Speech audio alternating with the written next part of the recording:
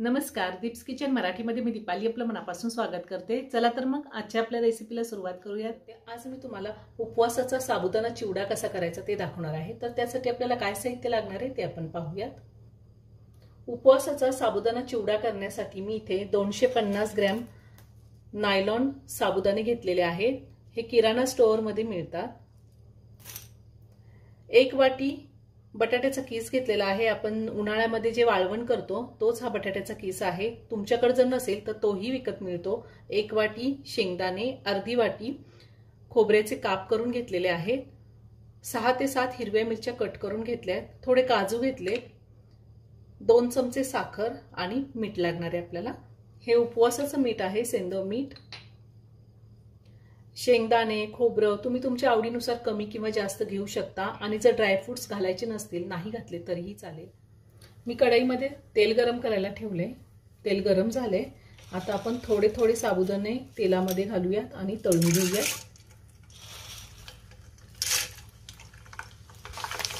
आपल्याला तेल एकदम कडक तापून घ्यायचे।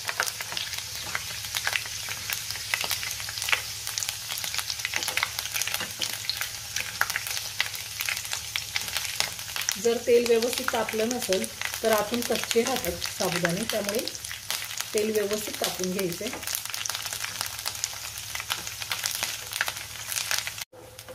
हा साबुदाणा तळताना अंगावर उडतो, त्यामुळे असं झाकण असेल किंवा एखादं ताट घ्यायचंय, नाहीतर तो अंगावर उडतो।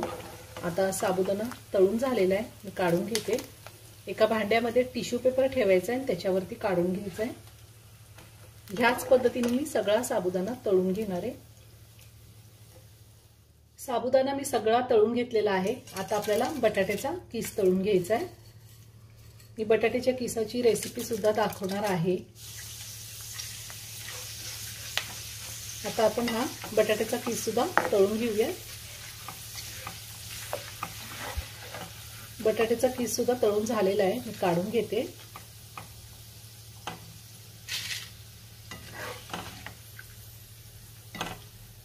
आता राहिलेला पण सगळा किस मी तळून घेणार आहे।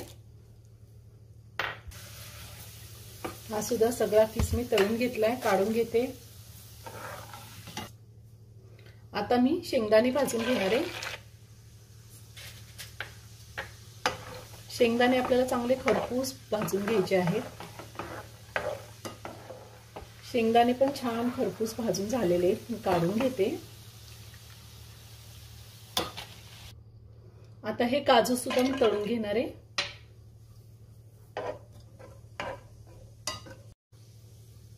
काजू सुद्धा तळून झालेले आहेत, मी काढून घेते।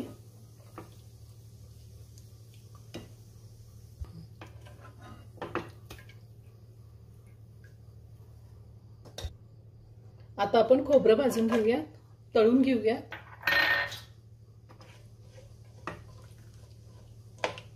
खोबरं आपल्याला थोडंसं गुलाबी रंग येईपर्यंत तळून घ्यायचंय। गॅसची फ्लेम मी एकदम लो केलेली आहे। साबुदाणा ज्यावेळेस आपण तळतो त्यावेळेस गॅसची फ्लेम हाय ठेवायची, म्हणजे साबुदाणा आतमध्ये व्यवस्थित तळला जातो। खोबरं सुद्धा छान खरपूस तळून झालेले, मी काढून घेते। आता हे तेल मी थोडं कमी करते, आपल्याला मिरची तळून घ्यायची आहे। मी अगदी चमचाभर तेल ठेवलेलं आहे, कारण मिरची तळल्यानंतर तेल तिखट होतं, त्यामुळे मी तेल कमी केले आणि कमी तेलामध्येच ही मिरची मी तळून घेणार आहे। मिरची सुद्धा आपली तळून झालेली, तीही मी काढून घेते। आपण हे जिन्नस सगळे तळून घेतलेले आहे। आता आपल्याला चिवड्यासाठी साखर आणि मीठ एकत्र करून मिक्सरला फिरवून घ्यायचे आणि नंतर त्यामध्ये घालायचे। 2 चमचे साखर आणि 1 चमचा मीठ घेतलेले आहे मी साखर आणि मीठ मिक्सरला फिरवून घेते। साखर आणि मीठ मी मिक्सरला फिरवून घेतलेले आहे। आता मी चिवड्यामध्ये घालते।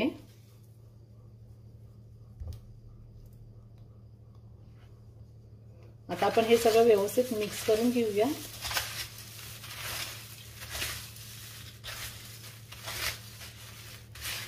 साखर आणि मीठ मी सगळं व्यवस्थित मिक्स करून घेतलेलं आहे। आता चिवडा मी एका प्लेटमध्ये काढून घेते। खूप छान झालाय। तयार झाला उपवासाचा साबुदाणा चिवडा। एकदा नक्की करून पहा, खूप छान होतो। व्हिडिओ जर आवडला तर व्हिडिओला लाईक आणि शेअर करायला विसरू नका। रेसिपी आवडली असेल तर कमेंट करून नक्की कळवा। पुन्हा भेटूया अशाच एका छानशा साध्या आणि सोप्या रेसिपी बरोबर। धन्यवाद।